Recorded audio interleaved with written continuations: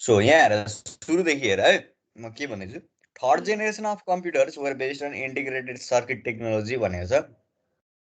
Integrated circuit भनेको चाहिँ के हो भने कुनै एउटा यस्तो सर्किट जसमा चाहिँ माइक्रोस्कोपिक लेभलमा सर्किटहरू बनाइएको हुन्छ। अगाडि हामीले देख्दाखेरि के थियो 2 or 3 सेन्टिमिटरमा एउटा सर्किट बनाइयो एन्ड देन फेरि घटेर 1 or 1.5 सेन्टिमिटरमा भयो। अब चाहिँ के छ भने माइक्रोस्कोपिक लेभलमा हुन्छ। द्याट मिन्स कुनै एउटा आइसी छ इन्टिग्रेटेड सर्किट छ, त्यो इन्टिग्रेटेड सर्किटमा भएको सर्किटहरू तिमीले हेर्नु पर्यो भने चाहिँ त्यसलाई तिमी आइदर लेन्सको हेल्पले अर माइक्रोस्कोपको हेल्पले मात्रै देख्न सक्छौ त्यहाँ भएको सर्किटहरू कस्तो छ भनेर। हामीले सिधै आँखाले हेर्दाखेरि चाहिँ त्यहाँ कस्तो सर्किट छ भन्ने कुरा इन्टिग्रेटेड सर्किटबाट छुट्याउन सकिँदैन। वाइ? किनभने त्यो सर्किट डिजाइन गर्दाखेरि चाहिँ त्यसलाई माइक्रोस्कोपिक लेभलमा डिजाइन गरेको हुन्छ। अब अहिले चाहिँ भनेको चाहिँ न्यानोमिटरमा सर्किट ड्र गरेको हुन्छ है त। न्यानोमिटर भनेको 1 न्यानोमिटर भनेको एउटा मिटरलाई 1 करोड टाइम्समा डिभाइड गरेर अनि एउटा सिङ्गल युनिट भनेको चाहिँ 1 न्यानोमिटर हुन्छ। सो अब यो इन्टिग्रेटेड सर्किटमा कस्तो हुन्छ, एउटा सिम्पल सर्किट भयो 1 or 2 सेन्टिमिटरको, जुन मैले तिमीलाई अघि यहाँ फिगरमा देखाएको थिएँ। यो एउटा सर्किट जुन छ, यो एउटा डिभाइसमा you can put 1 lakh 10 lakh even 1 crore of circuit छ है त। एउटै डिभाइसमा 1 लाख 10 लाख अथवा 1 करोडसम्म सर्किटहरू अटाइन्छ। सो यो सर्किटहरूलाई कसरी बनाएको हुन्छ, माइक्रोस्कोपिक लेभलमा बनाएको हुन्छ। सो यो सर्किटको साइज कति होला, 2x2 सेन्टिमिटर मेबी है त। 2 सेन्टिमिटर यस्तो छ, 2 सेन्टिमिटर यस्तो छ भनेपछि 2x2 सेन्टिमिटरमा तिमी 1 करोडवटा सर्किट अटाउन सक्छौ इन्टिग्रेटेड सर्किट टेक्नोलोजीमा है त। सो द्याट मिन्स के भयो, जुन ट्रान्जिस्टर हामीले युज गर्दै आएको थियौँ त्यसको कम्पेरिजनमा त्यस्तो ट्रान्जिस्टर त एउटा सर्किटमा 1 करोडसम्म अटाउन सक्यो क्या। इन्टिग्रेटेड सर्किट भनेको खाँदेर राख्नु। फर इक्जाम्पल तिम्रो क्लासरुममा 40 जना छौ, त्योभन्दा सानो क्लासरुममा 40 जनै जसरी भयो भने अटाइयो भने त्यसलाई इन्टिग्रेसन गरेको भनिन्छ। 40 जनाको साइज त कम भएन, बट तिमीहरू बस्ने रुम जुन थियो त्यो सानो भयो। सो द्याट इन्टिग्रेटेड सर्किट भनेको चाहिँ those types of technology where the circuits are compressed in the small part without affecting their power है त।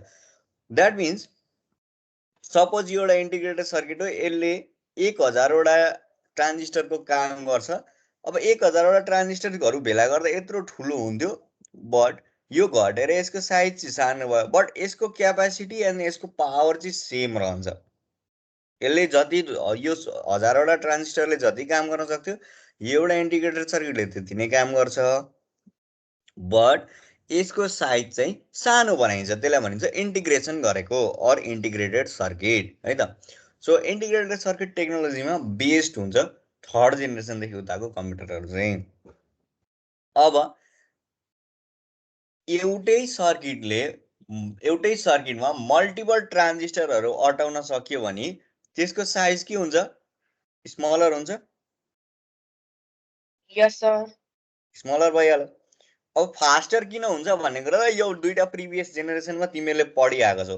जति सानो साइज भयो त्यति फास्टर हुन्छ है त।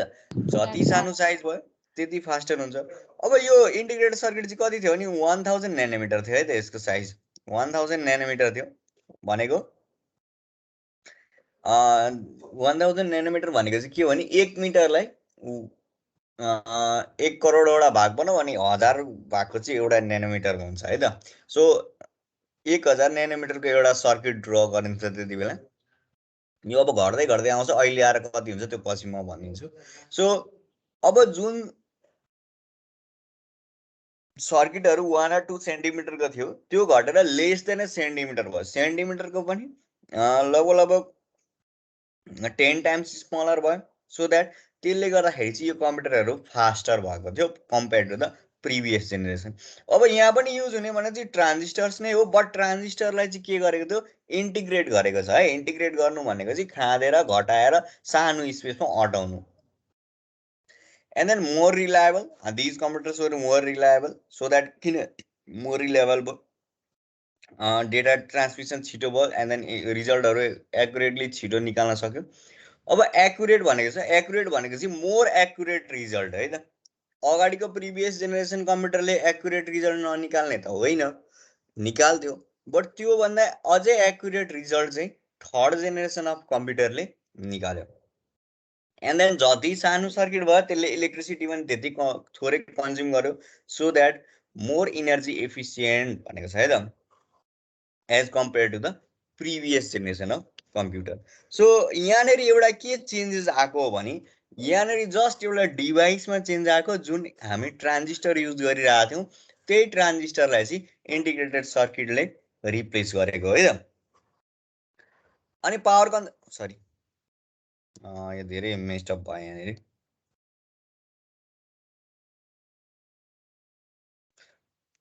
अब पावर कन्जम्सनको कुरा छ, power consumption less than previous generation of computer, किनभने सानो सर्किट भयो त्यसले पावर पनि त्यति नै थोरै लियो, सो द्याट पावर कन्जम्सनमा पनि अलिकति फाइदा भयो थर्ड जेनेरेसन अफ कम्प्युटरमा आएर। Semiconductor memory was used as the primary memory and the magnetic disk was used as the secondary memory. A semiconductor भनेको के हो भने सेमिकन्डक्टर भनेको के हो भने half of the conductor and half of the insulator. Conductor र इन्सुलेटर भनेको थाहा छ नि तिमीहरूलाई? यस सर। ओके, सेमिकन्डक्टर भनेको चाहिँ sometimes it act as a conductor and sometimes it acts as a insulator है त, त्यसलाई भनिन्छ सेमिकन्डक्टर। कहिलेकाहीँ कन्डक्टर भइदिन्छ, कहिलेकाहीँ इन्सुलेटर पनि भइदिन्छ क्या, त्यो रिक्वायरमेन्ट अनुसार त्यसलाई त्यसरी युज गर्न सकिन्छ। त्यस्तो डिभाइसलाई भनिन्छ सेमिकन्डक्टर मेमोरी। द्याट मिन्स जब पावर अन हुन्छ त्यो कन्डक्टर हुन्छ, पावर अफ हुन्छ त्यो इन्सुलेटर हुन्छ।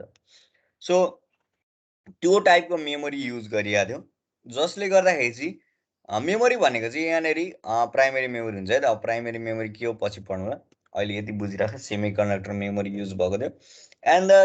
And then magnetic disk were use as the secondary memory. अगाडि अगाडि म्याग्नेटिक टेपमा डेटा राखिदिएको थियो, अब म्याग्नेटिक डिस्कमा राख्न थाल्यो है त। सो म्याग्नेटिक डिस्क कस्तो हुन्छ त्यो हेर्न मन लाग्यो भने यहाँ हेर। सो म्याग्नेटिक डिस्क भनेको चाहिँ यस्तो खालको हुन्छ है त, दिस टाइप अफ। यो चाहिँ हार्ड डिस्कै भयो है त, त्यो चाहिँ हार्ड डिस्कै हुन्छ।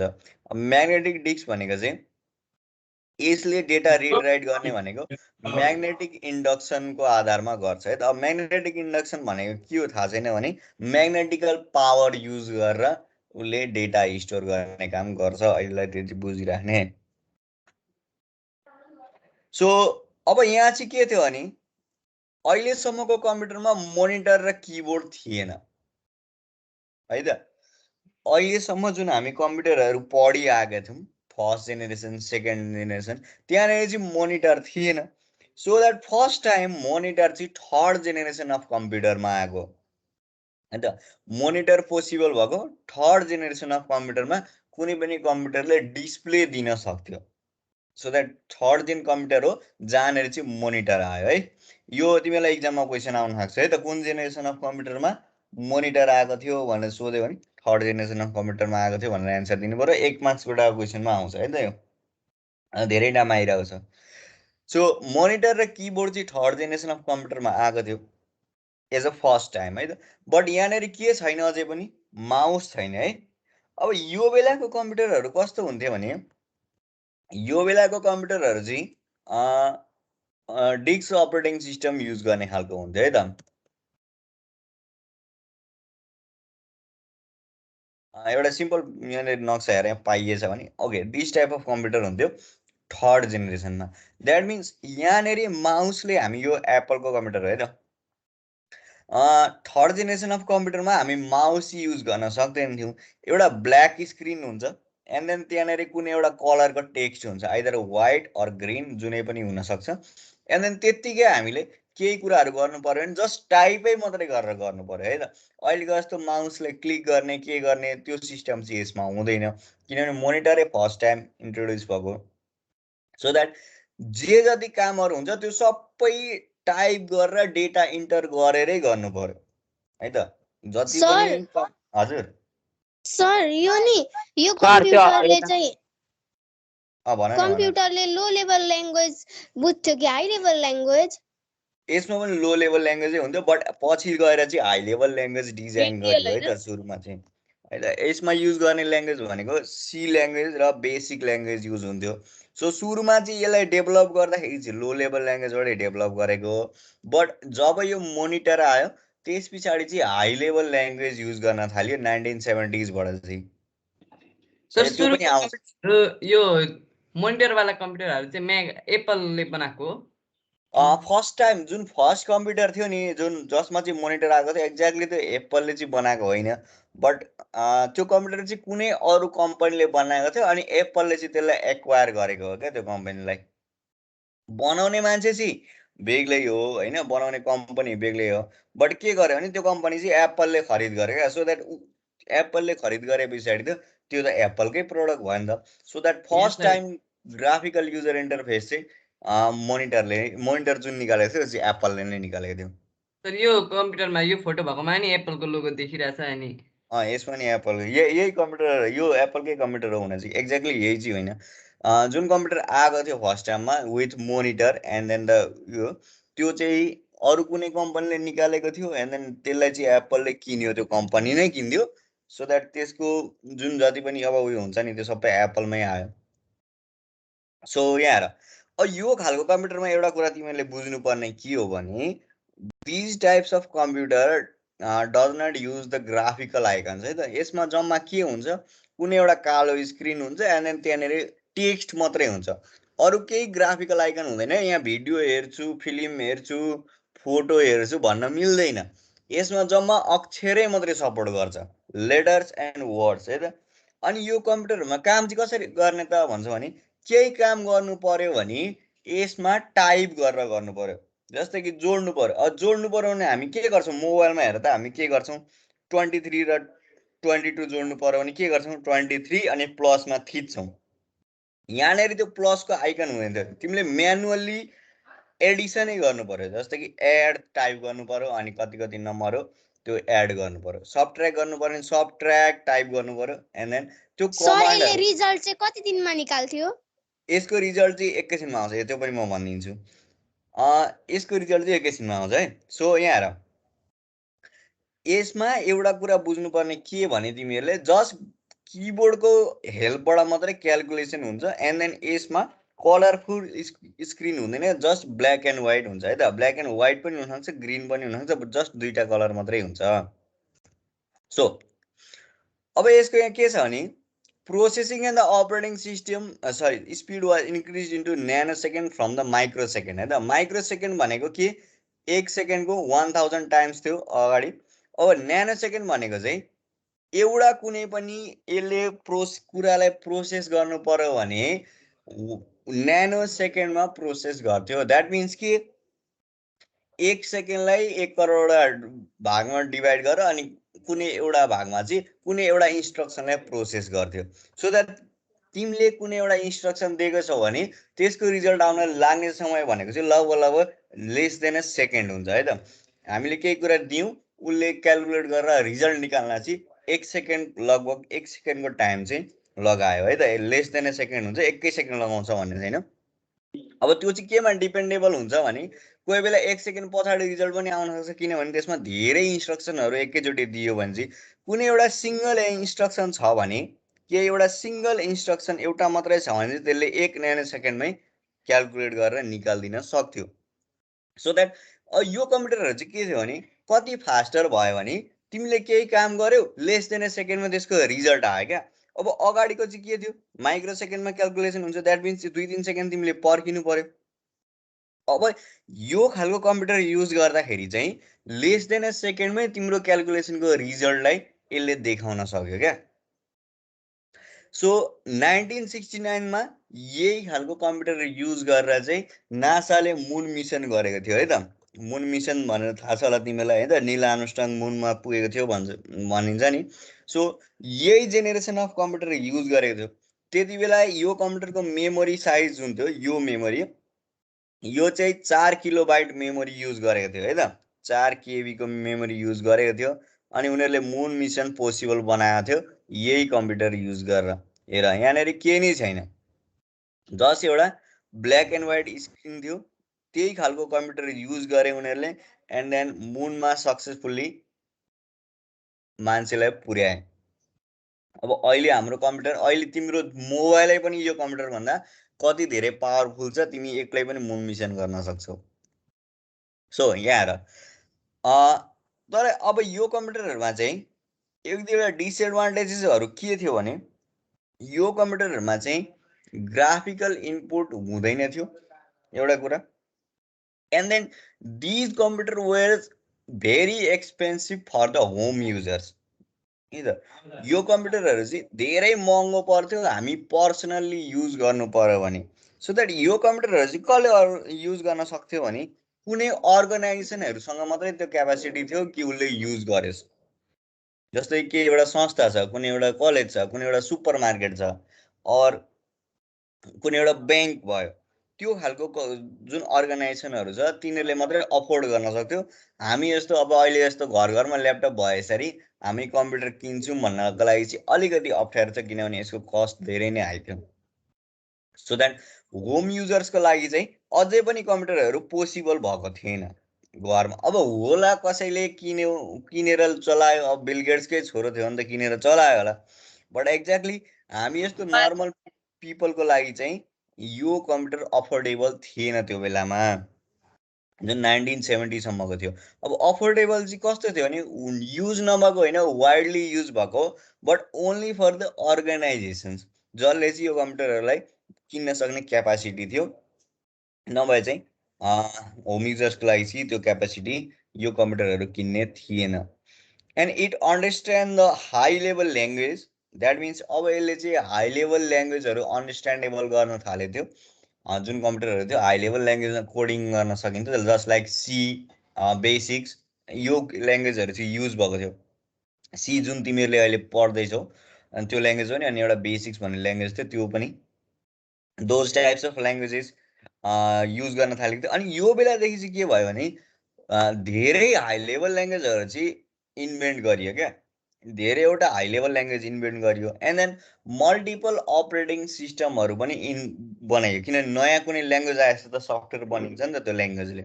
जस्तै कि सी ल्याङ्ग्वेज आयो, सी ल्याङ्ग्वेजबाट सफ्टवेयर बनाउन सकिन्छ। सो द्याट सफ्टवेयर बनाउँदै बनाउँदै गर्दाखेरि अपरेटिङ सिस्टमहरू पनि धेरैवटा बनाउन सकियो। सो द्याट यो बेलादेखि हो जब कम्प्युटरहरूमा अपरेटिङ सिस्टम एन्ड देन सफ्टवेयरहरू चाहिँ डेभलप हुन थालेको है त। नभए यहाँदेखि उताखेरि चाहिँ त्यो कम्प्युटरमा जे फिचर छ त्यो मात्रै तिमीले चलाउन पायो है त। अब यहाँदेखि उता चाहिँ के भयो, युजरहरूले सफ्टवेयरहरू क्रिएट गर्न थाले क्या।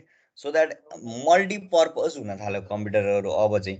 यहाँदेखि उता चाहिँ जस्तो कि कुनै एउटा क्यालकुलेट गर्ने भयो, अर केही कुराको रिजल्ट निकाल्ने भयो, जस्ट लाइक ब्याङ्कहरूमा फाइनेन्सियल क्यालकुलेसन गर्न पाइयो, युनिभर्सिटीहरूमा डेटाहरू राख्न पाइयो, रिसर्च गर्न पाइयो। सो द्याट एउटै कम्प्युटर चाहिँ मल्टिपर्पज भयो क्या, यहाँ आएर चाहिँ मल्टिपल काम गर्न सक्यो। नभए यहाँभन्दा अगाडिको जति पनि कम्प्युटरहरू थिए ती कम्प्युटरहरूले चाहिँ कुनै एउटा स्पेसिफिक काम मात्रै गर्न सक्थ्यो। जस्तो कि रिसर्च पर्पजको लागि राखेको थियो नि उसले, रिसर्च चाहिँ मात्रै गर्यो। एन्ड देन फाइनेन्सियल क्यालकुलेसन है त, फाइनेन्सियल क्यालकुलेसन भनेको पैसाको हिसाब, त्यो गर्नुपर्ने थियो। यो अहिलेको यो थर्ड जेनेरेसन कम्प्युटरमा डाटा सेयर चाहिँ कसरी हुन्थ्यो कम्प्युटर बिचमा? कम्प्युटर बिचमा डेटा सेयर गर्नु पर्यो भने चाहिँ तिमीले यो जुन म्याग्नेटिक डिस्क थियो नि, थाहा छ, यो म्याग्नेटिक डिस्कलाई चाहिँ लिएर जाने, अर्को कम्प्युटरमा लगेर हाल्ने। यो बेलामा इन्टरनेट पनि छैन, कुनै एउटा पोर्टेबल डिभाइस पनि छैन है त। यो बेलामा चाहिँ इन्टरनेट पनि थिएन, पोर्टेबल डिभाइस पनि थिएन। इन्टरनेट नभएको होइन, 1969मा नासाले इन्टरनेट त निकालेको हो, बट त्यसरी कम्प्युटरमा इन्टर कनेक्सन चाहिँ थिएन है त। सो द्याट के गर्ने भने यो म्याग्नेटिक डिस्कमा डेटा राखेको हुन्थ्यो। हजुर, अनि यो कम्प्युटरहरुमा अनि फाल्टु हार्डवेयर अलिक धेरै स्टोरेज भएको जोड्न मिल्दैन थियो कि त्यति बेला बनिएकै थिएन त स्टोरेज चाहिँ? त्यति बेला चाहिँ बनिएको थिएन है त। सो यहाँ हेर ल, म तिमीलाई एउटा उयो गरिदिन्छु। तिमीहरूले कस्तो उयो छ भने जुन हार्ड डिस्क ड्राइभ हामीले चलाइरहेको थियौँ नि, तिमीलाई थाहा छ हार्ड डिस्क ड्राइभ जुन अहिले हामी चलाउँछौँ यो फर्स्ट हार्ड डिस्क हो, 3.75 मेगाबाइटको हार्ड डिस्क थियो है त। अहिले जिबीमा हुन्छ। सो 3.5 5 मेगाबाइट्सको जुन हार्ड डिस्क छ त्यसलाई पर मेगाबाइट $10,000 पर्यो है त। द्याट मिन्स $30,000 पर्यो। जुन यो RMC 305 सिस्टममा लाग्ने हार्ड डिस्क यो 5 MB को थियो। 5 MB इन्टु 10,000 द्याट मिन्स $50,000। अब USD to Nepali rupees convert गर्थ्यौँ भने कति हुन्छ? 50-60 लाख हुन्छ सर, 60 लाख जति हुन्छ। $50,000 है त। ल 60 लाख रुपियाँ है त। 60 लाख रुपियाँ तिम्रो 5 MB को हार्ड डिस्कमा जब सुरुमा फर्स्ट टाइम हार्ड डिस्क आएको थियो 60 लाख रुपियाँ चाहिँ एउटा हार्ड डिस्क जम्मा 5 MB को है त। अहिले हामीसँग 500 GB को हार्ड डिस्क हुन्छ। त्यति बेला त्यो 1989 मा मेबी आएको होला त्यो हार्ड डिस्क है त। मलाई एक्ज्याक्टली डेट चाहिँ थाहा छैन। 1989 मा त्यो first table commercial hard disk आएको थियो 5 MB को। सो त्यो हार्ड डिस्कलाई तिमी 50 लाख 60 लाख रुपियाँ पर्थ्यो भने अहिले हामीसँग 6,000 रुपियाँमा हामीसँग 2,000 GB को हार्ड डिस्क आउँछ क्या। सो यत्रो महँगो कस्ट छ क्या कुनै पनि डिभाइसको। त्यो एउटा पोसिबलै थिएन कि त्यो डिभाइसहरूलाई अपग्रेड गर्नको लागि। अब अहिले हेर त हार्ड डिस्क मेमोरी कार्ड कतिमा आउँछ? 32 GB को मेमोरी कार्ड आउँछ 500 रुपियाँमा। त्यति बेला 5 MB को आउँदै थियो 60 लाखमा। 60 लाख भनेको यहाँ होइन फेरि, त्यति बेलाको 60 लाख फेरि त्यति बेलाको $50,000। त्यति बेलाको 60 लाख सर, अहिलेको 10-12 करोड हुन्थ्यो होला।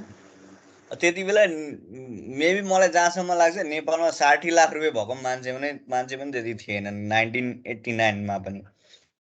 किनभने त्यति बेला करोडपति भनेको अहिलेको त निकै धनी मान्छे हुन्छ। सो त्यो अफोर्डै गर्न सक्दैन थियो क्या। एउटा हार्ड डिस्क चाहिँ अफोर्ड गर्न सक्दैन थियो मान्छेले। 60 लाखको हार्ड डिस्क सम्झना। Okay, so it understand the high level language भनेपछि द्याट मिन्स यसले हाई लेभल ल्याङ्ग्वेजमा प्रोग्रामिङ गर्न सकिन्छ। सो द्याट यो बेलादेखि चाहिँ मल्टिपल अपरेटिङ सिस्टमहरू आएका थिए just like Unix and Linux and MAC operating system. अब म्याक अपरेटिङ सिस्टम आयो भन्नाले म्याककै अपरेटिङ सिस्टम जुन अहिले हामी देखिरहेछौँ त्यो अपरेटिङ सिस्टम आएको थियो होइन। म्याक अपरेटिङ सिस्टमको एउटा फर्स्ट र सेकेन्ड अपरेटिङ सिस्टम जुन थियो जसमा चाहिँ त्यही ब्ल्याक एन्ड व्हाइट स्क्रिन नै हुन्थ्यो त्यो खालको अपरेटिङ सिस्टम आएको थियो। एन्ड देन युनिक्स र लिनक्स भनेको चाहिँ अझै पनि त्यही ब्ल्याक एन्ड व्हाइटै युज गर्छन् तिनीहरूले।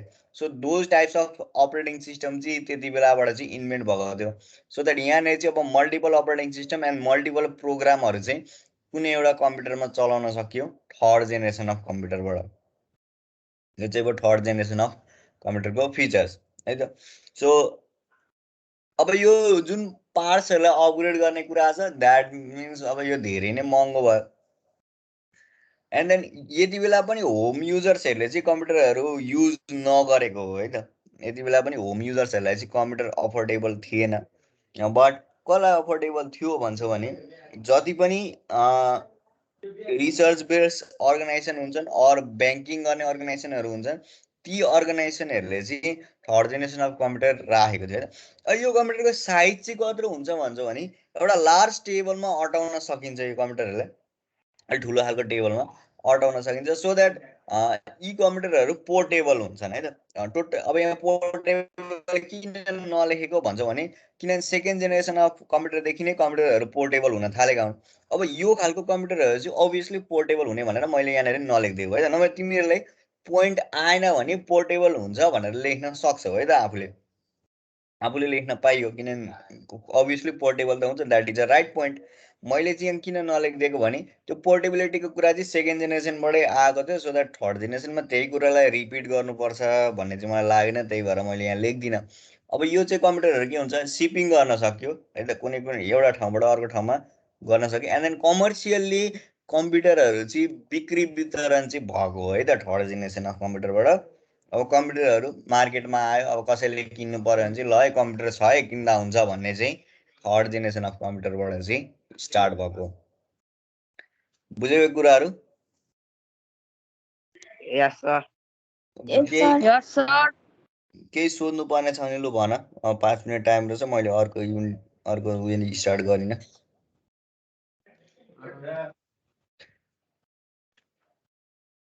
केही छ नबुझेको यसमा?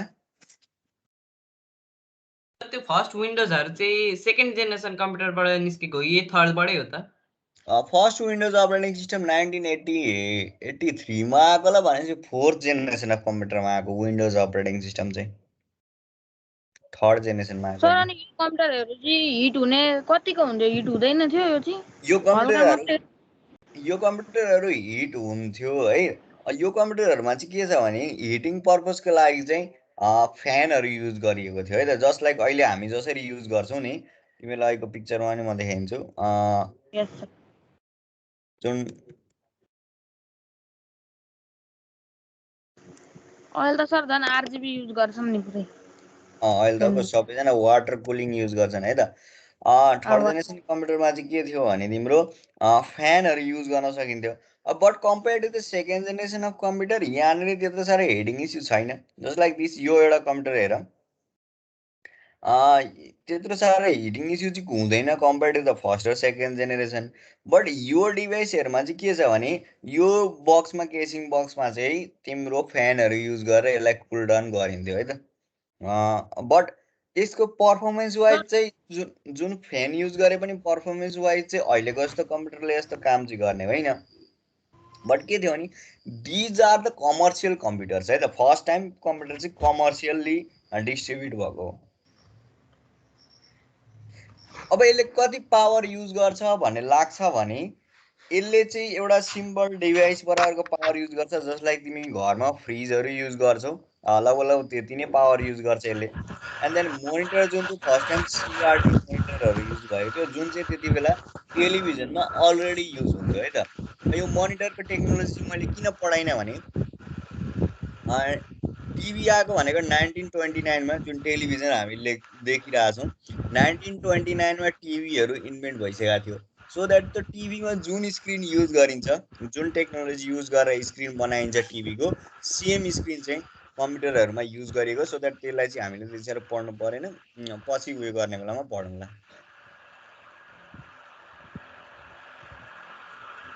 सर हजुर अनि त्यो एउटा डिस्प्लेमा एफपीएस भन्ने हुन्छ नि, हो त्यो चाहिँ के भनेको हो? त्यसलाई डिस्प्ले कुलिङ गर्ने हो? केलाई अरे एफपीएस लाई अरे फ्रेम पर सेकेन्ड। एफपीएस भनेको फ्रेम्स पर सेकेन्ड हो है त। त्यो फ्रेम भनेको रेट के भने तिम्रो म्युट गर्न लगाउनु न, त्यो म्युट केही गरेर सुनेको छैन तपाईँको आवाज। कसले म्युट गरेको छैन त्यो गरेर। ओके, एफपिएस तिमीलाई त्यो एफपिएस भनेको के लाग्छ भने अब त्यो चाहिँ 10मा पढ्नुपर्छ। एफपिएस भनेको के हो, कस्तो, त्यसले कसरी काम गर्छ भने एफपिएस भनेको चाहिँ के हो भने तिम्रो एउटा मोनिटर चाहिँ यस्तो है त, तिम्रो मोनिटरमा चाहिँ यताबाट एउटा पिक्चर हाल्यो, त्यही पिक्चर यताबाट स्लाइड गरेर अर्कोबाट निकाल्यो, अनि फेरि पिक्चरहरू यसरी एक्सचेन्ज हुँदैछ। 1 सेकेन्डमा तिम्रो मोनिटरले कतिवटा पिक्चरहरूलाई एक्सचेन्ज गर्न सक्छ, त्यो तिम्रो रिफ्रेस रेट हुन्छ है त, फ्रेम्स पर सेकेन्ड हुन्छ। द्याट मिन्स पर सेकेन्ड हुन्छ, एफपिएस भनेको है त। त्यो सोनी कसले के रेडियो खोलेर चाहिँ बजिरहेछ? बजेको छैन त। रेडियो खोलिदिरहेको छ सर क्लासमा। सर कसले रेडियो खोलिरहेछ? रेडियो होइन सरको त्यो के भइरहेछ? अहिले आवाज आएको छ मेरो? हजुर आइरहेछ सर। आइरहेको छ। अब तिम्रो म्युट गर। यो एफपिएस भनेको चाहिँ के हो भने नि, यो 10मा तिमीहरूले पढ्नुपर्छ कि यो तिम्रो एउटा मोनिटर भयो, यो मोनिटरमा फोटो छ एउटा, अनि यो फोटो चेन्ज भएर तिमी अर्को फोटो हेर्छौ। सो यसरी चेन्ज हुँदाखेरि चाहिँ एउटा सिम्पल कुरामा बुझाइन्छ है म, तिम्रो मोनिटरले 1 सेकेन्डमा कतिवटा पिक्चरहरूलाई त्यसरी स्लाइड गर्न सक्छ, त्यो तिम्रो frames per second refresh rate हुन्छ है त। नर्मल कम्प्युटरले के गर्छ, 60वटा पिक्चरसम्म 1 सेकेन्डमा यसरी एक्सचेन्ज गर्न सक्छ है त। एउटा पिक्चर देखायो, अर्को पिक्चर देखायो, अर्को पिक्चर देखायो, अर्को पिक्चर देखायो भनेपछि फास्ट रूपमा गर्दाखेरि चाहिँ कतिवटासम्म देखाउन सक्छ, 60सम्म देखाउन सक्छ एउटा कम्प्युटरले। अब सिम्पल एउटा कम्प्युटरले। अब यो रिफ्रेस रेट कति धेरै हो, उयो गर्ने खेल्ने गेमहरू भयो त्यति स्मुथली। सर फेरि रेडियो आयो। सर के भइरहेछ? रेडियो खोलिरहेछ। फेरि त्यस्तै भयो। स्पिकर बिग्रे जस्तो छ सरको। मेरो कहाँ स्पिकर बिग्रिन्छ, नयाँ ल्यापटप यत्रो पर्ख है त, म आफू म्युट गर्छु। अहिले आयो? यस सर आयो अहिले। अहिले छैन सर। यस सर आयो।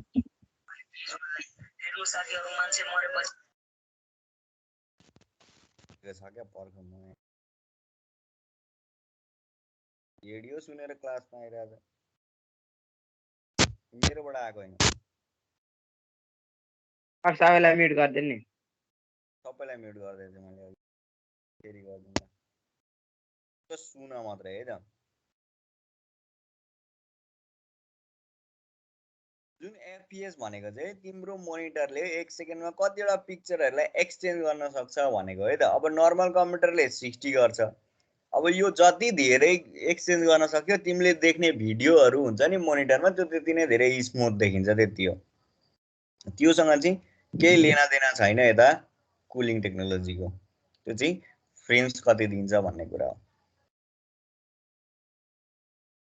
यो पछि तिमीहरूले एउटा 10 मा एउटा सिआरएम भन्ने सब्जेक्ट हुन्छ कि त्यहाँनिर तिमीहरूले एफपिएस भनेको के हो त्यो कसरी हुन्छ त्यो सबै कुराहरू 10 मा पढ्नुपर्छ अहिले चाहिँ त्यसलाई बुझेको छ भने चाहिँ बुझिराख बुझेको छैन भने पनि it's not necessary to know है त अहिलेको लागि सो यति भयो तिमीहरूको अहिले त थर्ड game- जेनेरेसन कम्प्युटर अब यहाँ हेर ल तिमीहरूले के गर्ने भने यो जुन अहिलेको मैले पढाउँदै गरेको क्लास छ नि यो क्लासमा तिमीहरूले जुन सब्जेक्टमा यहाँ जोइन गर्छौ त्यहाँदेखि तलपट्टि मैले यो नोट हालिदिएको छु यिनीहरू एफआइटी नोट 1 भनेको चाहिँ यो पिडिएफ फर्मेटमा छ तिमीले डाउनलोड गरेर कपीमा नोट सार्दै गर्ने यहाँदेखि उता चाहिँ म के गर्छु भने एउटा जब एउटा च्याप्टर सकिन्छ नि त्यो च्याप्टर सकिएपछि म नोट दिन्छु है त just like generation of computer भन्ने च्याप्टर सुरु भयो भने जेनेरेसन अफ कम्प्युटर सकिए पछाडि म तिमीलाई नोट दिन्छु अनि तिमीले त्यो नोटहरू चाहिँ कपी गर्दै गर्ने है त अब बुकको कुरा चाहिँ रिगार्डिङ अब बुकबाट सार्दा हुँदैन भन्ने छ भने बुकबाट सार्नको लागि चाहिँ बुकमा धेरै होला कुनै टपिकको थोरै होला जब बुक आउँछ बुकबाट सार्दाखेरि चाहिँ धेरै पनि हुनसक्छ थोरै पनि हुनसक्छ एन्ड देन मेरो पर्सनल कुरा चाहिँ के छ भने तिमीहरू बुक लिएको हुन्छौ तिमीहरूले बुक जस्ट तिमीहरूको रिफरेन्सको लागि मात्रै हो किनभने म चाहिँ बुकमा हेरेर पढाउँदिनँ सो द्याट म बुक फलो नै गर्दिनँ त्यही भएर यो नोट पनि सारिराख्ने एन्ड देन नआएको कुराहरू बुकमा हुन्छ बुकबाट पनि हेर्ने है त जब बुक आउँछ अहिलेको लागि चाहिँ नोटहरू तिमीहरूले कम्प्लिटली एउटा छुट्टै कपी बनाएर सारिराख्नु पर्यो पछि जब फिजिकल्ली स्कुल लाग्छ फिजिकल्ली क्लासेस हुन्छ त्यति बेला चाहिँ तिमीहरूको त्यो नोट्सहरू सबै चेक हुन्छ सो द्याट त्यो